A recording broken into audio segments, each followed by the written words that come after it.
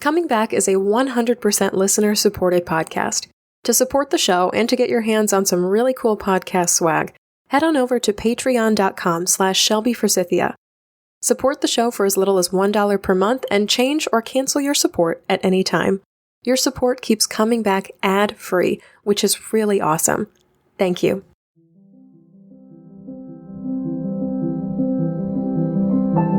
Hi there, and welcome to Coming Back, a podcast about coming back to life after loss. On today's show, I'm talking to grief counselor and author Karin Holmes, who read Dr. Gladys Otto's book from episode 29 of Coming Back and requested to come on the show. She lost her baby after just 6.5 weeks of pregnancy and was forced into grief in a way that she describes as, "I had to open my eyes before I was ready." I cannot wait for you to hear this interview. Also on the show today, I'm addressing a listener comment from my private Facebook group, The Grief Growers Garden, about grief always being present and how we can keep our hearts open to grief. I'm Shelby Forsythia, an intuitive grief guide who speaks, writes, and teaches the transformational power of grief and loss. My mom's death in 2013 set me on the path to becoming a lifelong student of grief, and I use what I learned to equip others with the knowledge to heal and remind them that they are not alone. Because even through grief, we are growing. Let's get started. Hello, everybody, and welcome to another episode of Coming Back. Thank you so much for tuning in and joining me today.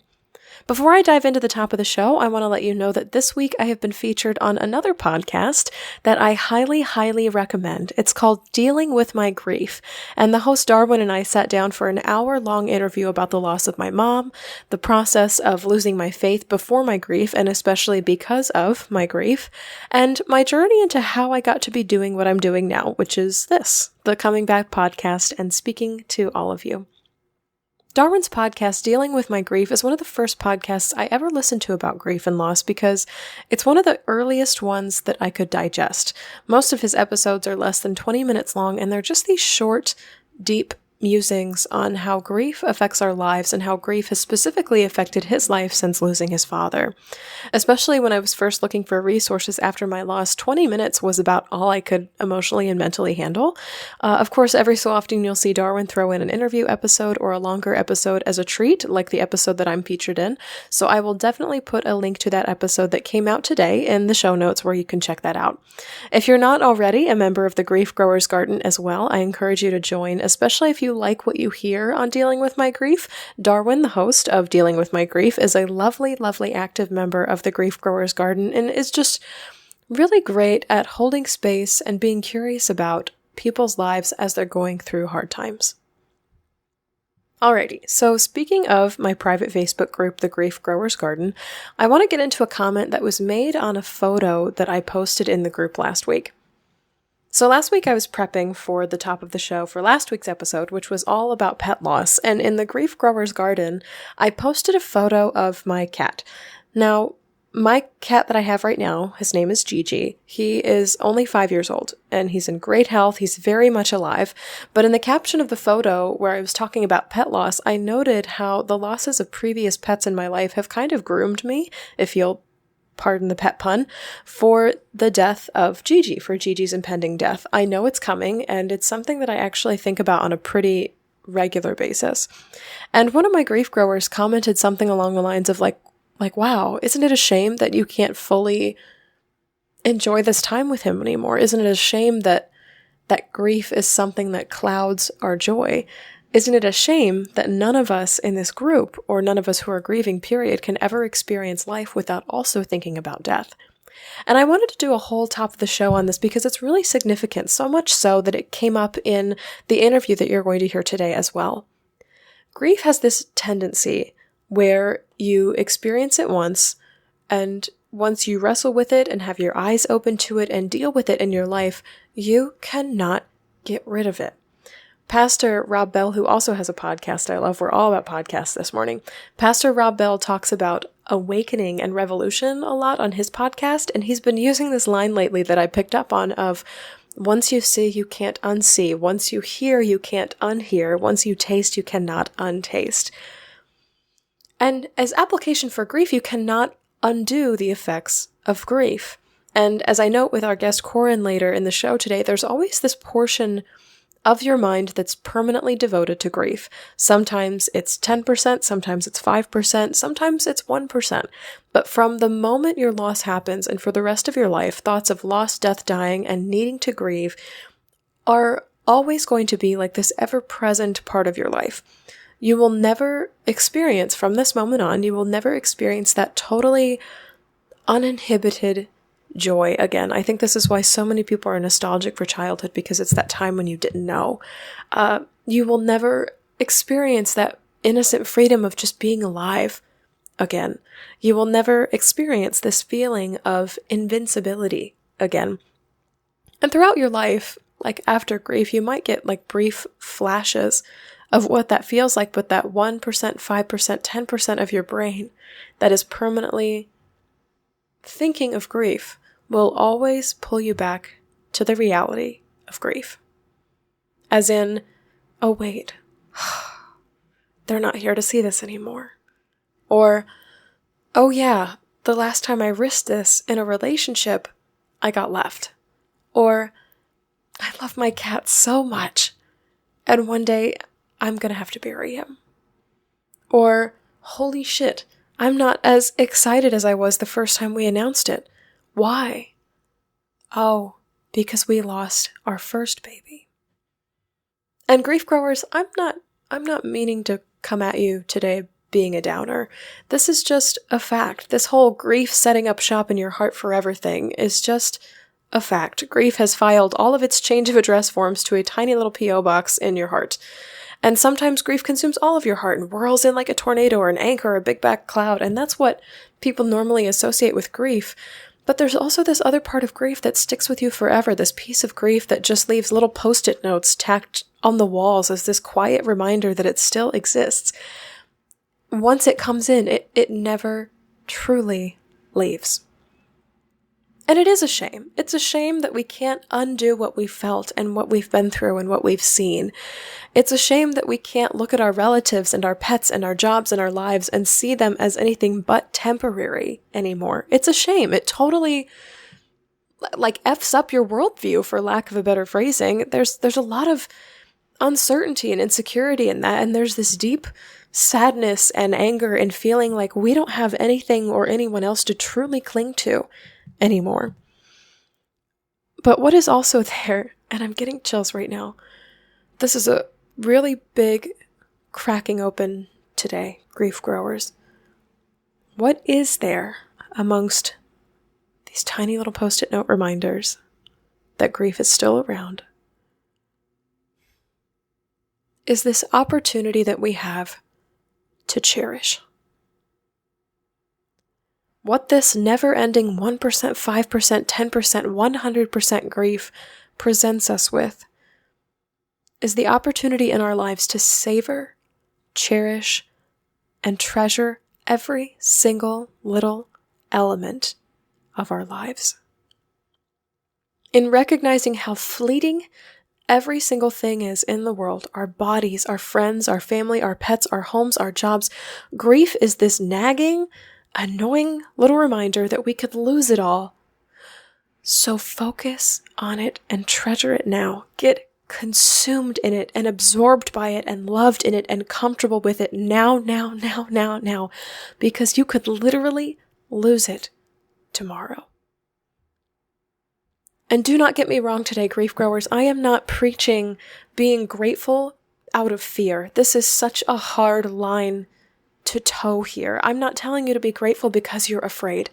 That energy is clinging and desperate and heavy, and it's a hard energy to carry around, to be afraid all the time, to be obsessed with things and to be in things and to be around things because you're afraid they're going to be gone. What I'm telling you today is that this 5%, 10%, 20% grief that exists in your brain, I'm telling you that it's possible to reframe that idea.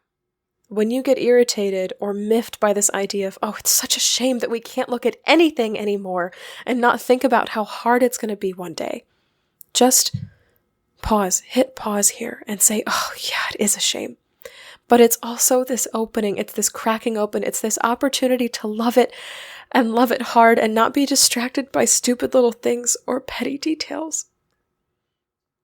This perpetual existence of grief in 1%, 5%, 10% of our headspace is this nudge. It's this calling.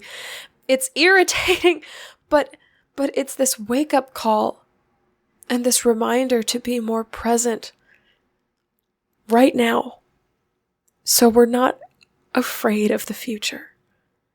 And so we're not stuck in the past of how all that used to feel so bad. But so we're right here with the things and the people that we love and that matter to us.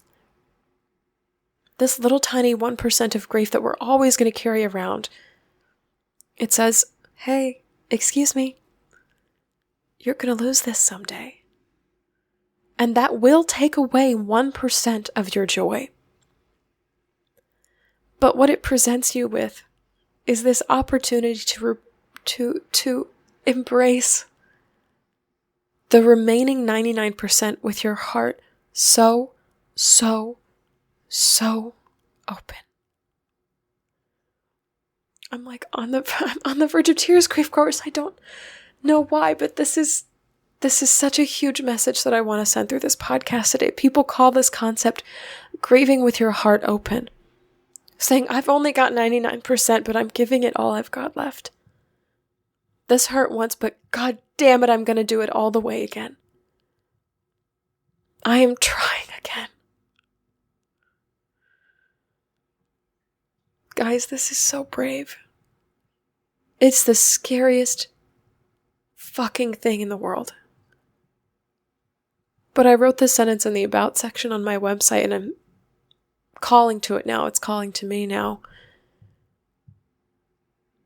And I told myself, I said, if this is going to be my life, if this is the hand I'm going to get dealt, if this is going to be my life, help me make the best of it. It is a shame that we cannot un-grieve. Let me say that loud and fucking clear today. It's a shame that we can't walk around all happy all the time without any knowledge or wisdom that things will take a big, fat, fucking turn for the worse. Because if you're listening to this podcast, you've either lived it or you're living it now. And it's a shame that we can't forget that. It's a shame that we can't undo it. But the gift of not being able to forget how hard it's going to be someday is that we remember to enjoy how amazing it is right now.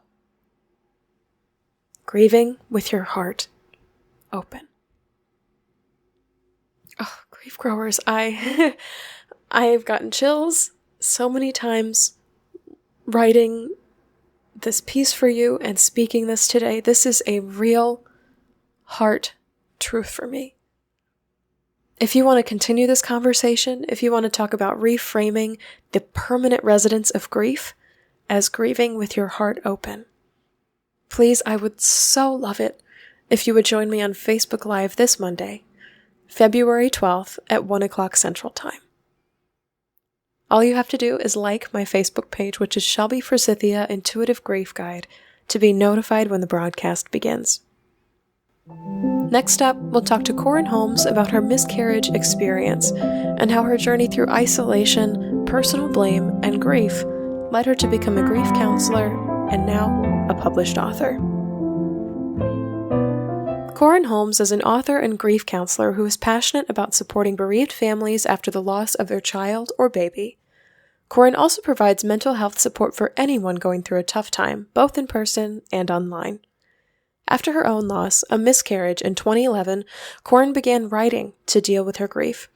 A whole book came together called How to Survive a Miscarriage, a guide for women, their partners, friends, and families. Karin is married and has 2 living children, aged 5 and 3. She lives in Australia and tries hard to read a few books in her spare time when she's not wrangling her children or 2 naughty but lovable kittens. I'm so excited to have one of our international listeners and guests here on the show. And can you start us off by telling us your loss story? Yes, sure. Well, first of all, thank you so much for having me on your podcast, Shelby. It's a really huge honor. So my loss story starts in 2011, so that's 7 years now. My husband and I guess like most couples, we're talking about having children and how that will be, and I was a bit like, yeah, that's nice, but I'm still young, and let's not get ahead of ourselves. But as life always happens, I fell pregnant very unexpectedly in May 2011. So that was definitely a huge surprise. I just didn't expect it, even though we were talking about it. But I guess in my mind, I was sort of just telling myself it's too early and all that. So my reactions to being pregnant were very mixed. I was confused. I was scared. I was just not sure what to make of it, while my husband was very, very excited. And I was in a state of just shock, and I was unsure. I was in a really, really stressful and awful job, and I felt that I could actually not have a child. I could not look after it. I felt completely unprepared.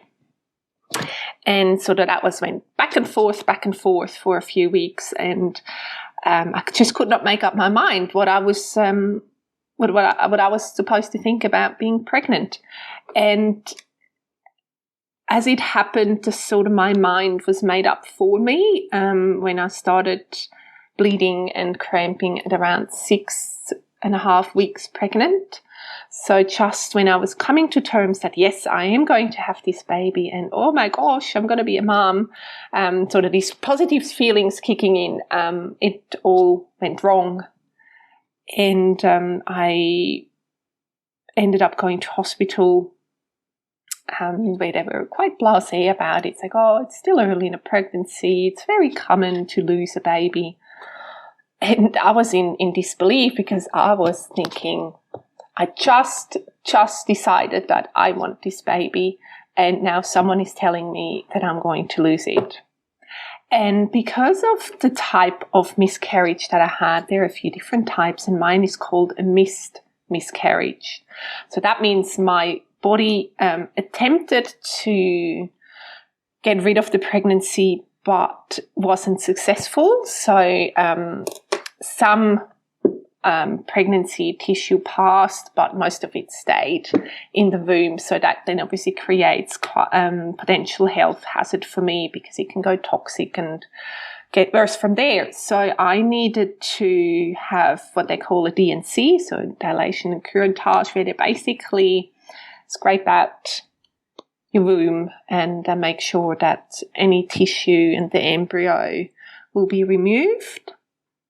And to me, that was really a traumatic way of losing my baby, because I went into the theatre pregnant and I came out not pregnant anymore, and I didn't know, sort of where my baby went, or to me it was a baby. I guess to a healthcare professional it was maybe just a lump of cells, and that really put me into quite a deep depression and a lot of so my grief started off in a very, very dark place, for sure, because I was grieving, and I am grieving, a child that I've always loved but I've never met. My heart breaks for you in this, and it's so hard, especially in medical situations, to go in and not know what's happening, and then you almost don't realize it until after it's all over. And there's not time for your brain to kind of catch up to that. And you're like, no, I just signed this energetic contract that said this little being is mine. And then all of this is over, and you're like, wait, I didn't really get a say in this either. Yeah, definitely. And I remember, because my bleeding started at work, and I was driving home, and I remember pleading with my baby to say, please, please, please stay with me. I'll be a good mummy. I'll try. Please, please stay with me. And I kept on bleeding. So it was definitely for naught. And so to me, it was really a rude shock, because to me, my world had just ended in a way. But you enter a hospital where it doesn't really matter which is part of this, how I guess the system works. But that was just that, I guess, disinterest or sort of the sort of gentle pressure I received of let's not make a big deal out of this, I found really hard to deal with and cope with. And obviously I complied because I was in such a shock. I just said, okay, I'm trying not to cry, I suppose. So it was a really, a lot. I'm still upset about the fact that I lost my child in a hospital. I don't mind hospitals otherwise at the best of times, but such a clinic, sterile environment, it was just awful. It really was. And they tend to be places too that are devoid or like resistant to emotion, because if you do take the walls down in a hospital, whether you're a care provider or you're a patient or you're a family member kind of just watching all of this happen, if you let the walls down, there is this, you have to create space for emotion, and space equals time in grief, especially, and even taking, 5 minutes to cry about something and to just have a moment with it is time that I suppose in the medical system's mind could be used for quote unquote more constructive or life-saving activity. And so there's not a lot of space in our medical system to grieve. I'm wondering now if you have given yourself that space, if you ever gave yourself that opportunity to break down. Yes, I have. Not willingly. Because see how it happened with my loss. So I ended up being an emergency procedure. So they sort of rush you through the system, I suppose, which makes it even harder, or at least for me, made it even harder to try and catch up with what was going on, because I started off the day sort of normally expecting, I knew I was going to go for an ultrasound and see my doctor, but I never expected to then be wheeled into an operation theatre the same day. So I needed to, suddenly it went really quickly. So sort of, it felt like time was dragging on for a really long time, waiting for that ultrasound to confirm that my baby has died. And all of a sudden it's like, thank and million things happens at once. So I really actually, I call it a crashed the moment I got home, because at home, so that was the following, I stayed the night, and then the following morning my husband could come and pick me up.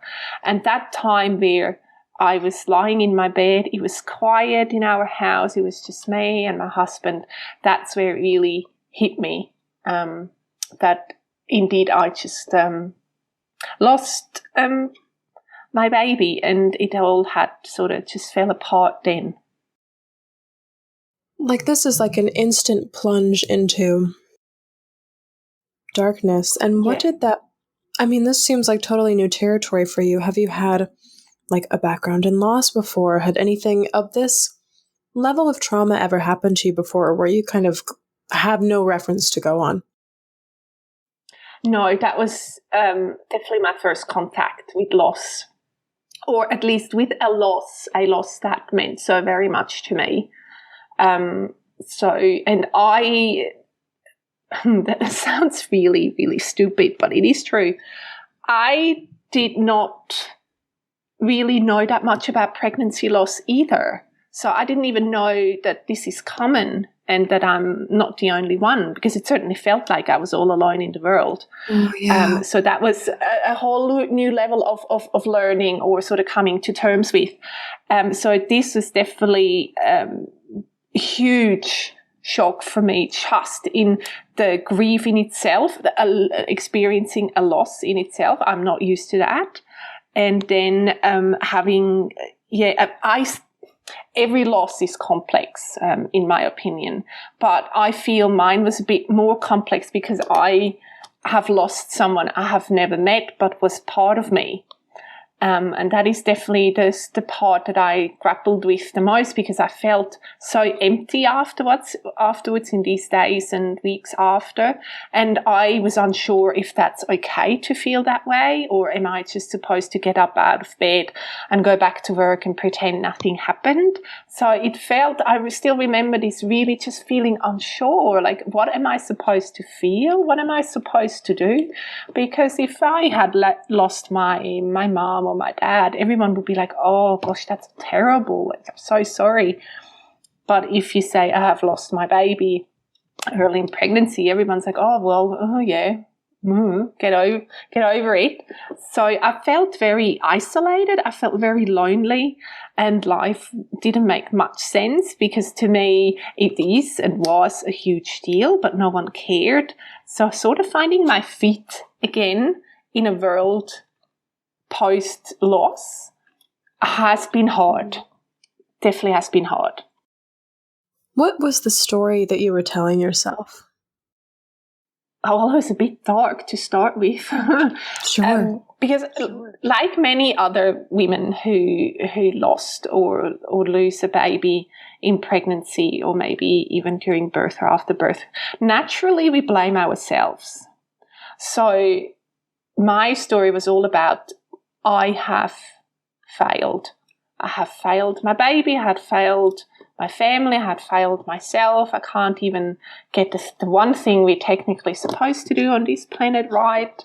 I can't carry a baby.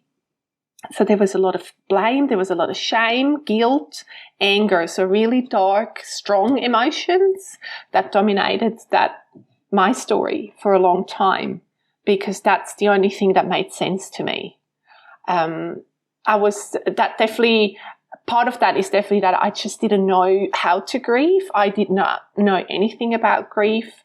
I didn't know that it's okay and it's even normal to have such strong emotions, and but also on the other side that it's also okay to feel good again one day. So I was I feel like an internal conflict of good and bad, sort of battling it out, because I had no guidance on how to progress on this journey. And I felt for a long time I just sort of stumbled across and left and right and fell over again, going in circles, because I just did not know what I should be doing.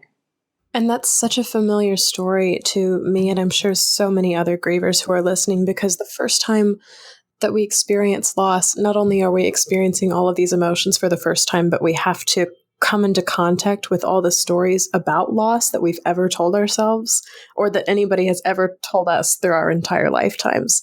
So things like be strong, go back to work, or be strong for your husband or your family members, or things like that. Or if you're going to cry, go to your room and do it, or don't cry at work.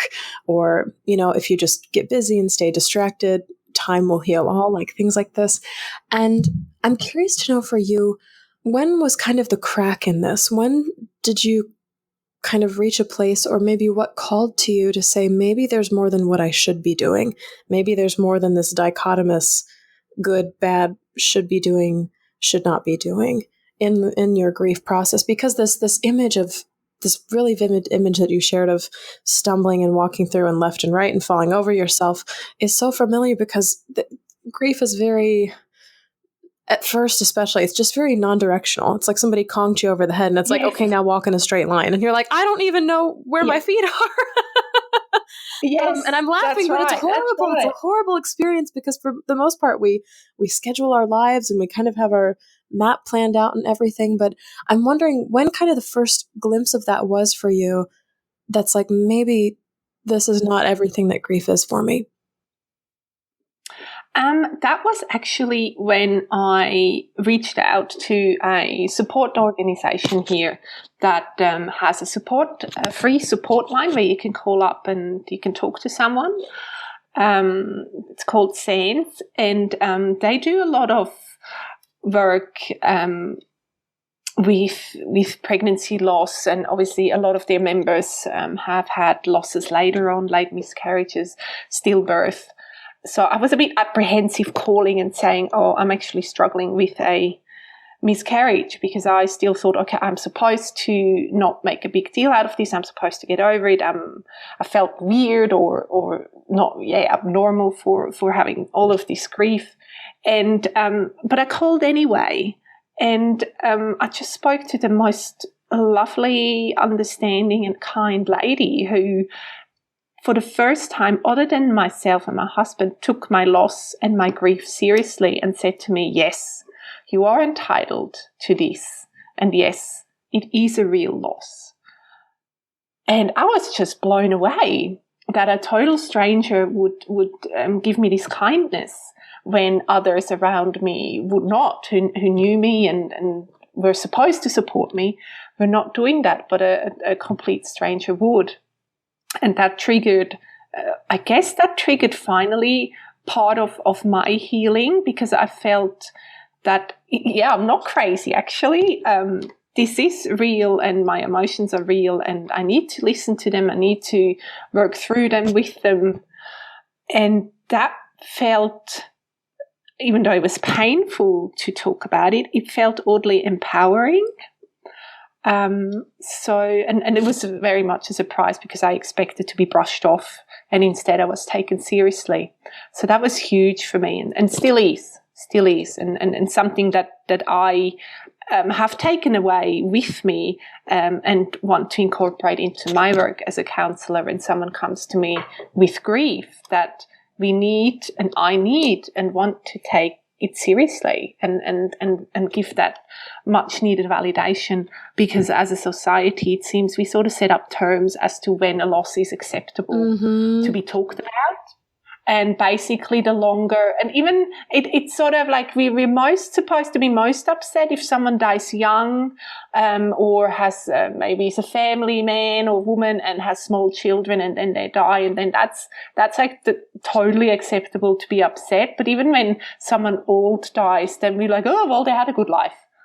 So it just this approach of like there seems to be a very small window in life that we are supposed to be okay with grief. But if you fall outside of that window where you lose someone who's either really, really, really young or hasn't even been born yet, like my loss, or is really, really old and has had a supposedly long and good life, then you fall out of that understanding category and you just have you're left on your own to deal with grief.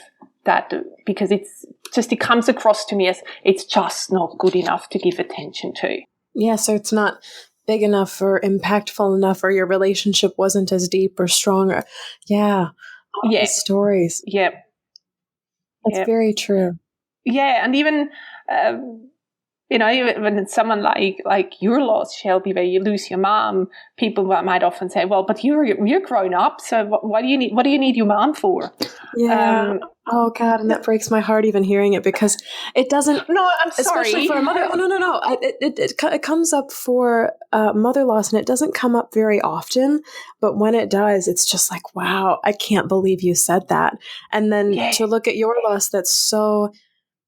Almost, I don't want to say invisible, but it's not something you see. You don't write it up in the obituary. It doesn't go in the newspaper, things like that. It's so like, and then to hear that you receive things like this, like 20 times more than I ever would for my loss, it just breaks my heart, because the feeling that I get in my heart hearing that is that, that invalidation of like, oh, you're already raised, you're out of the house. What do you need a mom for? I'm like, oh my God, this lack of understanding for how important this relationship is and was to me is just wild. And I don't know if I've ever fully grasped miscarriage, child loss pre-birth, until you kind of phrased it in that window, because I'm not personally a woman who has ever wanted children. I told my mom when I was 5, I said, this is not on my list of things to do. And she said, she was like, all right, but make sure if you ever do decide to have kids that you really, really want them, because you're stuck with them. Once you have them, you're stuck with them forever, basically.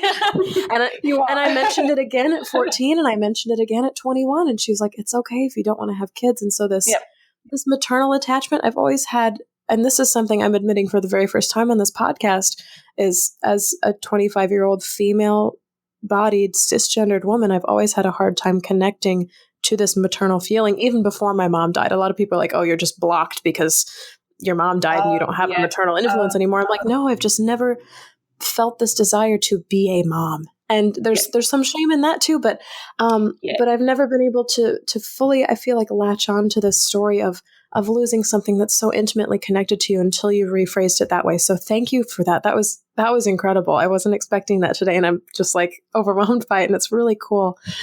Thank you. Yeah, and I kind of want to segue into how you got into your work as a counselor, if that's something that you pursued after your loss, or if it's something that you were in and then really got deeper into after you went through this experience with your baby so personally. It's always good hindsight, eh?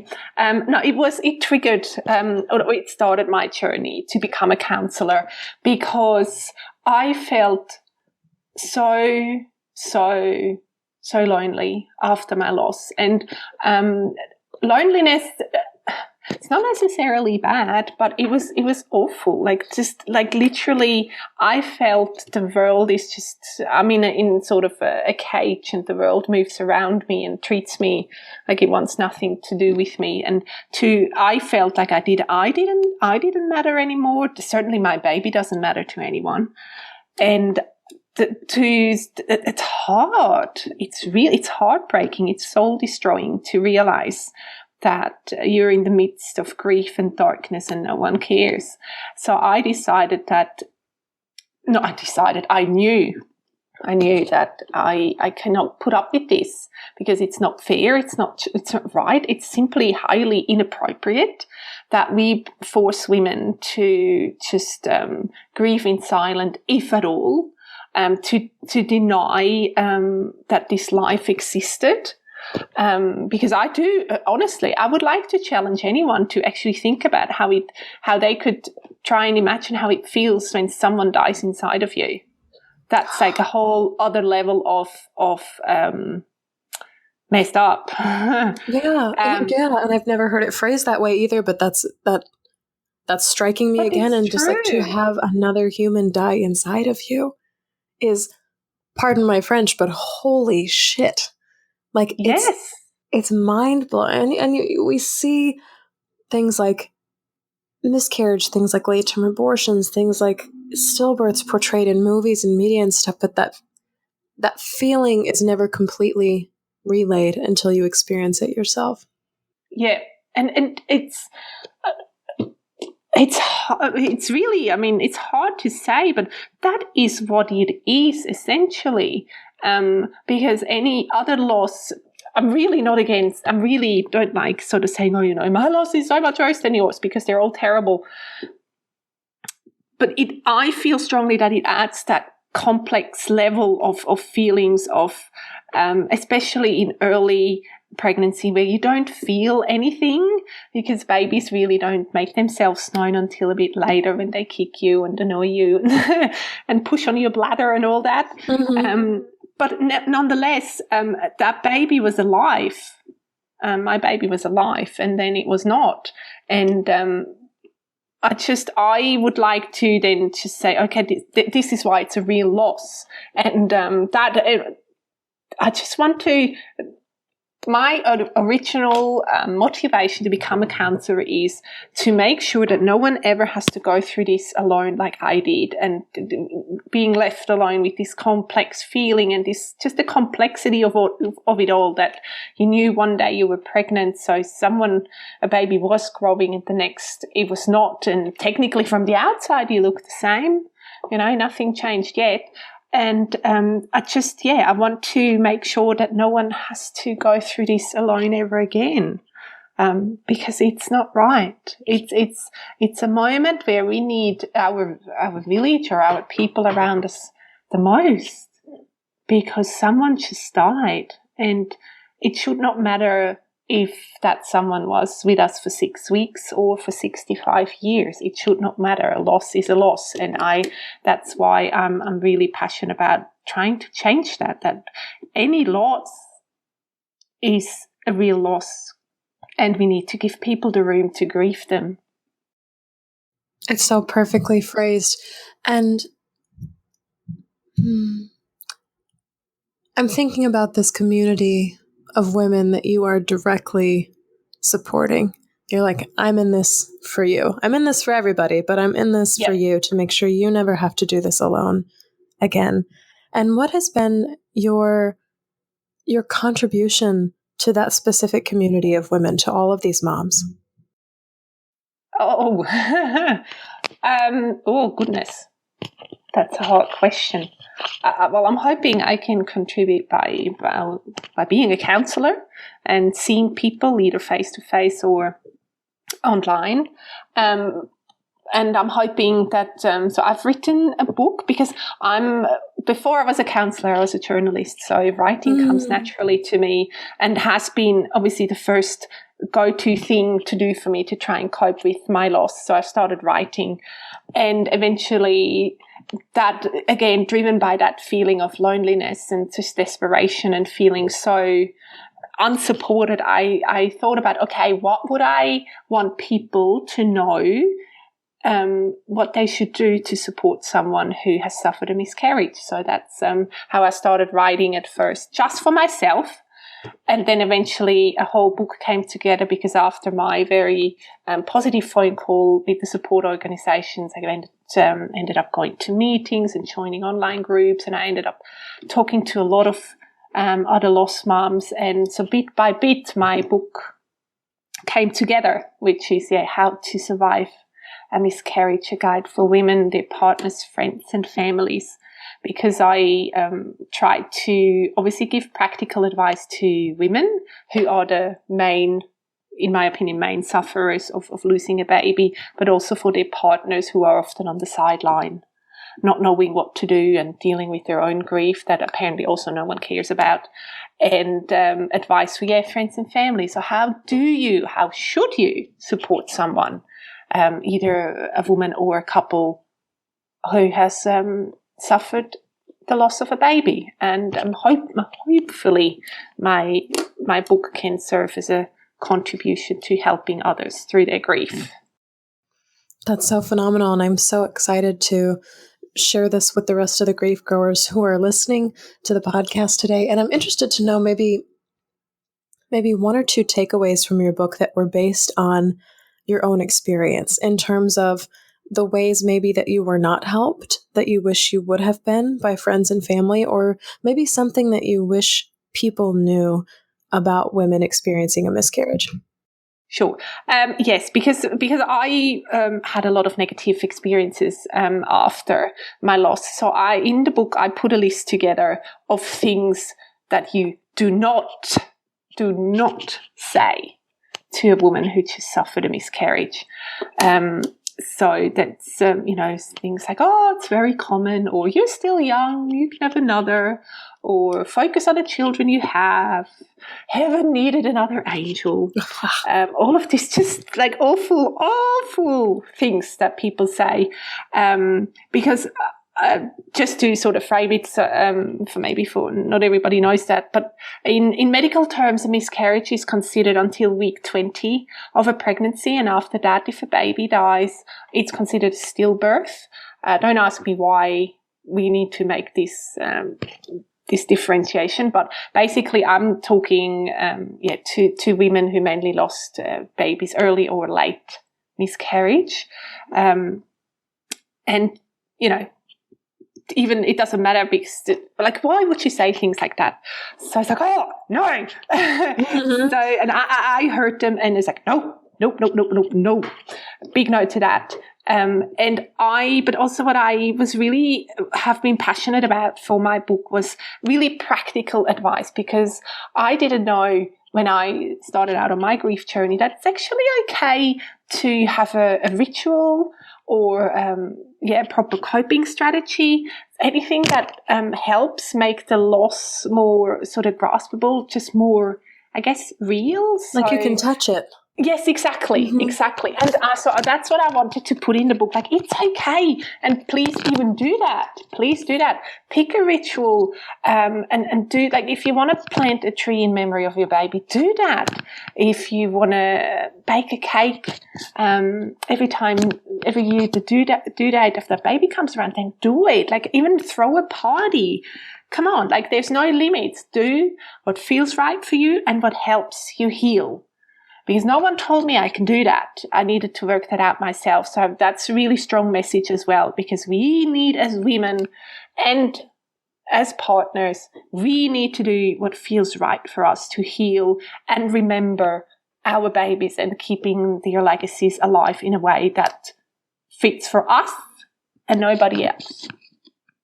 So once you receive that message yourself of permission to create these rituals and permission to feel all of these things, what did you maybe and or your husband do to honor your baby, and or what are you still doing to carry forward into the future? So our baby's due date was February 11. So every that's coming February, up now. It is. Oh. It is. So every February 11, like the first year, because the first year after that's, it's hard. It's very raw. It's very upsetting. So I baked a cake and we lit a candle and we just sort of, said to each other, baby would have been maybe 1 year old now. And so we did that, and but it changes for us every year. Some people, and that's what I say to people as well, by the way, like either you do the same every year or you change it up, whatever feels right. Mm-hmm, mm-hmm. Because so we've done that for quite a few years, but I have to say, with me, it actually changed to the day I lost my baby was July 1st. When I went in for my procedure. And it has become actually more significant dealing with that day than the due date. So normally July 1st is the day for me where it's just awful and I'm sad and I'm upset and I struggle through the day. Obviously, reliving everything and thinking about, and that is another thing that the miscarriage sufferers deal with. We are left with a lot of what ifs. So my baby would be 7 by now. So like what would he or she look like? What would they do in school? What kind of interests would they have? Mm-hmm. And those thoughts definitely always stay with me. Thinking about what if and would have beens and that adds definitely another level of hardness or hardship onto the grief, because no one can answer that. No, and those questions they kind of remain in your imagination. You can't really do too much with them other than continue to wonder. And I'm curious, the way that you phrase that, what do you believe to be true about grief now? It's true that it changes us. It's true that it's awful and beautiful at the same time, because it teaches us so much, not only about us, definitely about us, but maybe about how we perceive the world. And it helps, even a really hard lesson to learn, but it helps clear a lot of things out of your life, be it that maybe that you walk away with people that no longer serve a purpose, or you stop doing something that you once enjoyed and now you no longer do, because the grief, in a way, to me, opens our eyes at a moment where we were not ready to open them, but we had to do it anyway. And that is challenging and uncomfortable, and it sucks most of the time, but the lessons that are sort of behind it, once we have our eyes open, are really empowering and enriching, and dare I say it, I'm kind of grateful for sometimes, although that's definitely hard maybe to understand, because you're never like, yeah, lost is awesome. Nope, I've never heard anyone say that before. No, and we shouldn't. We really shouldn't. But we need to, and that's the hardest part that is for me and was for me, is that the fact that out of something so awful and gut-wrenchingly terrible, something new can grow. And that new can be beautiful and full of love and, pushing us onwards to keep going. And there's always that tinge of sadness that out of something really, really, really heartbreaking, we learned a beautiful lesson. Yeah. There's always I don't know how to phrase it better than there's always 10% sadness or 5% sadness or 1% sadness that will just continue to carry with you all the time. And that's such a great visual for it, because I believe I said in a previous episode that grief, once you enter into a relationship with it, is present for the rest of your life. And society likes to tell us that there's an end to grief, or that time heals all, or, stay busy and eventually it will go away, things like that. And it just doesn't end. But things like you said, like ritual, like giving ourselves permission to honor all of these emotions that are coming up. These are ways in which we can not only deepen our relationship with grief, but with ourselves as grieving people as well. It's very much an exploration in feeling the spectrum of human emotions and being able to connect more deeply with other people as well, which it sounds like you've been able to do in your work and through your book, How to Survive a Miscarriage. I'm interested now to tell everybody kind of where they can find you and your work if they're interested in working with you, and especially if they're interested in getting access to your book as well. Sure. So people can go to my website, which is just www.karinholmes.com. Maybe I have to spell out my name. Yes, if you for could, that that'd one. be great. So it's KarinHolmes.com. I'm on Instagram under Karin H Counselling. It's a bit long, isn't it? I'm on Facebook under the same Karin H Counselling, where I have a page where people can connect with me and actually also purchase the book. So, I have a link on my Instagram account. I have a link on my Facebook account for the book, or on my website as well, where they can find it, because it has been published with a small publisher here in Australia, but it is available worldwide. We do ship everywhere.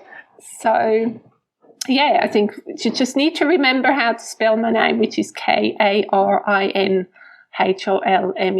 and then you will find the book as well. It's available on Amazon as well, even as an ebook. So if people sort of prefer to go with the times, it can also be ordered on Amazon as an ebook on Kindle, or see, now that's where my technology knowledge stops.